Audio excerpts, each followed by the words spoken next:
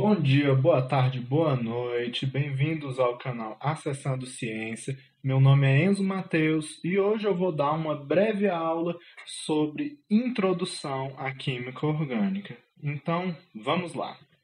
Para começar, a química orgânica ela é a área da química que estuda os compostos baseados principalmente no elemento químico carbono. Esses compostos também são chamados de compostos orgânicos. Porém, ao longo dos anos e dos séculos,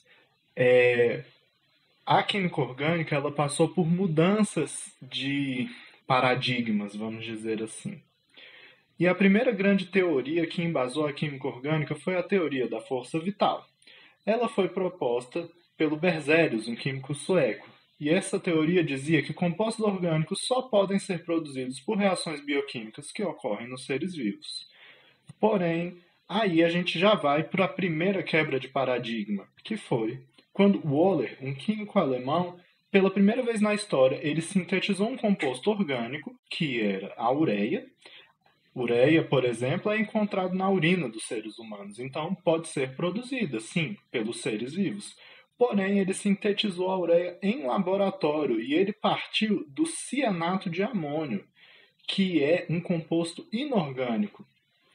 Então, ele provou que a teoria do Berzelius estava errada em dois pontos. Primeiro, ele conseguiu produzir uma substância orgânica sem estar baseada no metabolismo, por exemplo, de um ser vivo. E segundo, ele partiu de um composto inorgânico para fazer isso.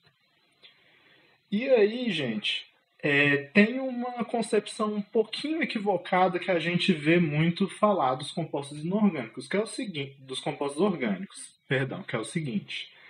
As substâncias biológicas, como os carboidratos, lipídios, ácidos nucleicos e proteínas, elas são substâncias orgânicas. Mas isso não significa que todas as substâncias orgânicas são biológicas, são produzidas por seres vivos. Existem substâncias orgânicas que são sintéticas, produzidas pelos seres humanos em laboratório. Aqui eu dei um exemplo de cada. Essa aqui é a estrutura molecular da glicose, que é uma molécula produzida a partir do metabolismo dos seres vivos e tudo mais. É uma biomolécula. Porém, aqui a gente tem um outro exemplo de molécula orgânica, que é a molécula do PVC. Já o PVC é um plástico, é totalmente sintético. Então, o PVC é sim um composto orgânico, mas não é uma biomolécula. E aí a gente chega na definição de composto orgânico. No final de tudo, o que é composto orgânico? Basicamente é qualquer substância química que tenha ligações covalentes entre carbono e hidrogênio ou derivados dessas substâncias. Então, gente, o que acontece? Muitas vezes a gente vê falar que a química orgânica é a química do carbono.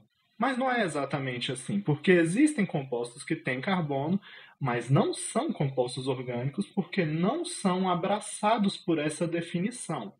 E esses compostos são os carbetos, os carbonatos, os óxidos de carbono e os alótropos de carbono, basicamente. Alguns exemplos deles estão aqui. Esse é o CO2, o dióxido de carbono, que no caso ele está aqui na classe dos óxidos de carbono. Aqui já é o carbonato de sódio, que é um carbonato. E aqui está o diamante, que é um alótropo do carbono. E aí, já que a gente está falando tanto de carbono, vamos falar do carbono frente a onde ele está na tabela periódica. Vamos lá, ele está aqui no chamado bloco P, ele está no grupo 14 e no segundo período. A sua distribuição eletrônica é 1s2, 2s2, 2p2. Então ele tem 4 elétrons na camada de valência. Então, para ele seguir a regra do octeto, ele precisa de mais 4 elétrons na sua camada de valência. E ele tem 4 formas de conseguir esses 4 elétrons usando apenas ligações covalentes. Essas 4 formas são fazendo 4 ligações simples, fazendo 2 ligações simples e uma ligação dupla, fazendo uma ligação tripla e uma ligação simples, ou fazendo 2 ligações duplas. Então, gente, por hoje é só. Dá um like no vídeo aí, se inscreve no canal. E esse vídeo ele foi feito como parte do curso de criação de videoaulas do IFRS. Então, é isso. Até a próxima.